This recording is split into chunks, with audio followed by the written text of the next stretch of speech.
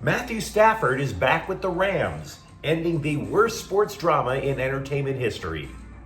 Jeannie Buss says the Lakers traded for Luka Doncic because that's what Daddy would have wanted. And Shohei Ohtani homers in his Dodger spring training debut. Good morning. I'm James. This is your daily dose of sports and snark for the greatest sports city in the world, Los Angeles. This is the faithful Angelenos morning report.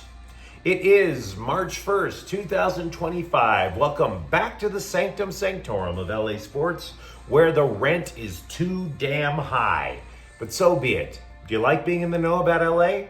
Well, if you do, clickety-clack the like button. Clickety-clack the subscribe button. There's a notification bell. Hit that. It'll let you know when we drop new content. Sharing is caring. Let people know we exist, and by all means comment. Now, before we go through the news and notes, quick note. We're going to do something new with the scoreboard. Instead of me reading them, I'm going to list them on a whiteboard so we can get to the news quicker. So yeah, let's get to the news quicker. The Rams decided Friday was enough of this drama queen bullcrap, and they finally ended the pointless soap opera that was Matthew Stafford. He gets his contract reworked. Terms were not disclosed, but it was reported earlier this week that Stafford wanted to go from $27 million to more than $50 million, which would have made him a top 10 paid quarterback. Okay. Because I got to tell you something. If this were a TV show or a movie, it seriously outlasted its welcome. It never should have gone this far. You know, there are shows that should have never even been welcomed in order to outlast its welcome. Even Cobra Kai had a couple of good seasons up front. This should have never aired past the pilot episode. The players, the scribes, even the player's wife, desperately searching for podcast clicks. They were all sitting there like, let's hype the drama. Let's make cinema. Like they thought it was going to be Rocky or something. This wasn't Rudy. Hell, this wasn't even bench warmers in terms of sports entertainment. If I were to guess how this series concluded, this drama, it probably went something like this. Stafford tells the Rams, hey, the Raiders will give me 60 mil. And then the Rams go, well, yeah, but then you'll spend 15 million of that in hospice care after you get crippled behind Vegas's offensive line. And then your wife will rename her podcast, I Married a Football Player, and now he looks like Christopher Reeve. Let's be serious about this for a change. If you want to walk for the rest of your life, you'll settle for 50 million. And scene. The Giants and the Raiders, meanwhile, are going to have to look elsewhere for a quarterback. You're going to hear a lot of names bandied about, like Aaron Rodgers, you're going to hear all these names thrown around. Sam Darnold, whatever. Doesn't matter. And then, by the way, the Rams turned around and retained left tackle Alaric Jackson. And again, I must say we have a recurring theme on this program. We are proud members of Team Sanity.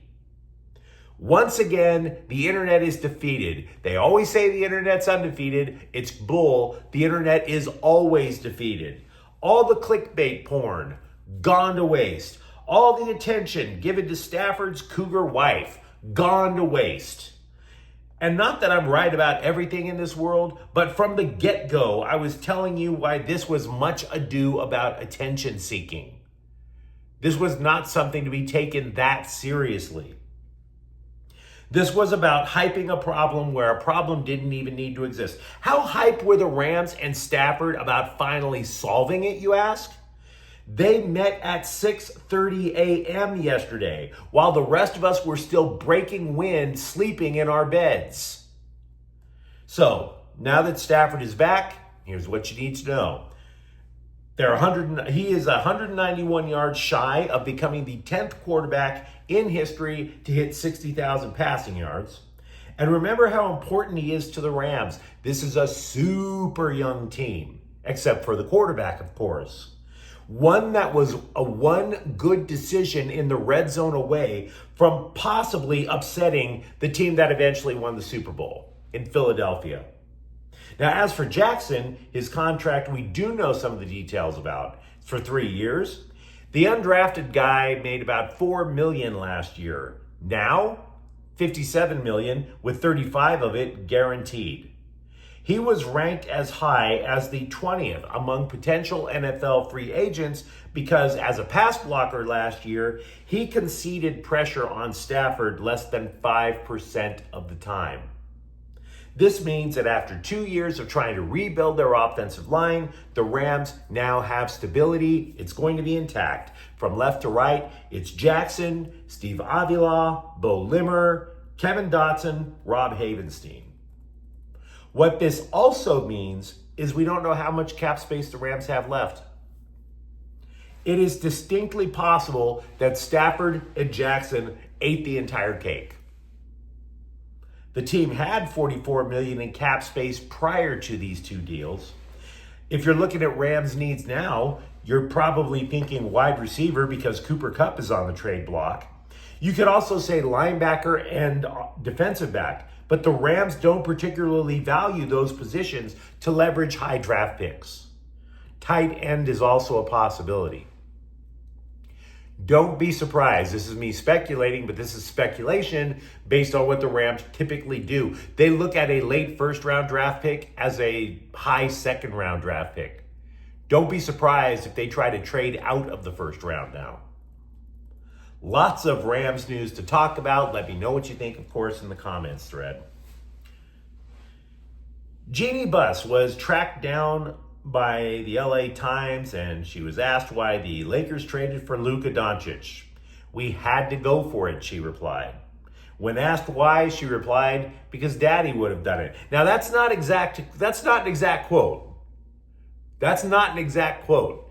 But if you read the exact quote, she's basically saying Daddy would have done it. And I realize that Jeannie Buss has her haters. I do. I get it. The Lakers are one of those teams, just like the Dodgers, just like, I don't know, the Dallas Cowboys, where there's always drama following the franchise. She has her haters. I am not one of them. Because I didn't forget what the Lakers looked like when her brother ran the team after her dad died. So no, I'm not going to start clowning Jeannie Buss all day long. If Jeannie Buss comes in and says, you know what, I'm going to run this team like my dad would have run this team, I'm in favor of that thought process. You can have all the daddy issues you want as long as you keep the Lakers in contention for titles. And besides, on the right girl, daddy issues are hot. The Lakers have won 5 consecutive games, by the way. But not all is delightful. In the land of purple and gold, Rui Hachimura is allegedly going to miss at least a week with left patellar tendinopathy. Now, for those of you who have enough of a life not to care about human anatomy, kudos. The patella is something that helps stabilize the knee. There is a small triangle that you can feel if you put your hand on the front of your knee. That's the patella. To keep that thing from just floating around and making your leg look all nasty and disgusting, there is a tendon which attaches the bone, which attaches bone to bone, attaches bone to muscle, etc. Austin Reeves, meanwhile, was pulled from the game last night after scoring just 6 points due to a sore calf. Shohei Ohtani homered in his spring debut for the Dodgers, and then I rolled over and went back to bed. Guess that surgically repaired shoulder is holding up. Meanwhile, Max Muncy, who has been struggling with injuries over the last few years, but he did reach base, you might remember, in the NLCS 12 consecutive times. Muncy is a very streaky guy, unfortunately, while he tries to recover from these injuries. He told the LA Times that he knew all about those offseason rumors about Nolan Arenado, which, by the way, the team itself said we're not going after Nolan Arenado. And once again, the internet was defeated. They said the Dodgers were going after Nolan Arenado. Quote from Muncie, "It is an honor and a blessing to show up every single day and put on the Dodger blue. I'm going to lay it out all on the line until I'm told I can't do that anymore. At the end of the day, that's all I can control," unquote. And kudos to Max Muncy. This is why people love Max Muncy. Who doesn't love a guy who has gratitude, right? It's something that we don't talk about enough in society, being thankful for what you have. So, yeah, respect the guy. Stop talking about the Dodgers like they're going to throw him out with the trash.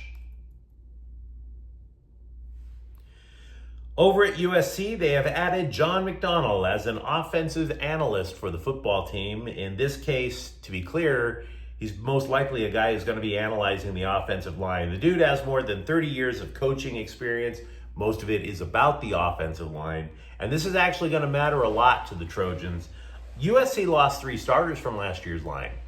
And last year's line wasn't even particularly noteworthy, to be frank. So they also, by the way, lost their offensive line coach, replaced him. You have 3 new starters. You have a rookie as your offensive line coach. So yeah, getting the guy a little bit of help might be a good idea. But you let me know what you think in the comments thread. Talk to me about if you're a Rams fan and if you are relieved that this dopey drama is finally over with Matthew Stafford. And for that matter, Jeannie Buss. Daddy issues? Thumbs up? And if you enjoyed the content, don't forget to subscribe to Faithful Angelenos. We're talking LA sports every single day here. Thank you for watching. I'm James. We'll be back tomorrow. Faithful Angelenos is a Corte El Queso production. Take care.